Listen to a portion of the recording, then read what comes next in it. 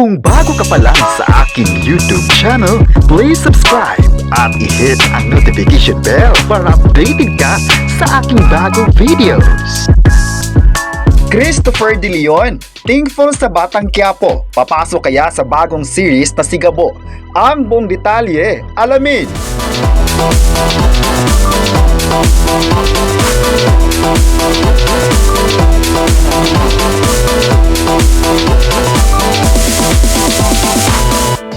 Marami ngayon sa social media ang napabilib sa naging karakter ni Christopher De Leon sa sikat na series Batang Quiapo na pinagbibidahan ng aktor at direktor Coco Martin.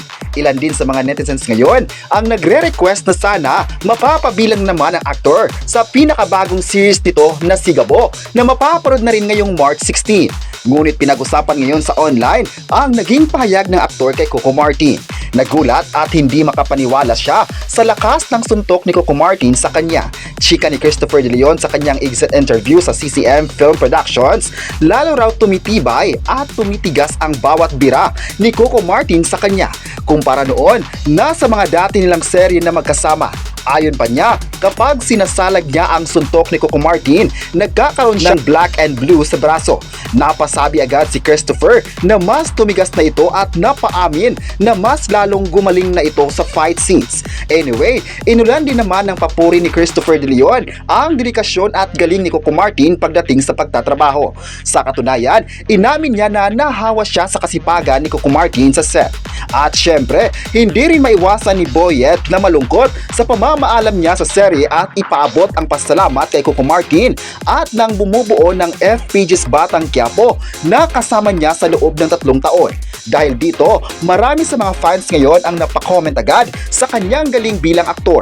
Say pa ng mga netizens, sana raw ay papasok siya sa Coco Martin Sigabo para mapapanood na naman ang galing ni Boyet De Leon pagdating sa aksyon. Bagay na bagay naman daw si Christopher De Leon na makakapasok sa Sigabo dahil magaling ito sa drama at kaya nga tinawag siyang veteran actor ng Pinas. May nagsabi naman na aabangan nila ang aktor kapag magkakaroon siya ng chance na makapasok sa bagong series ni Coco Martin.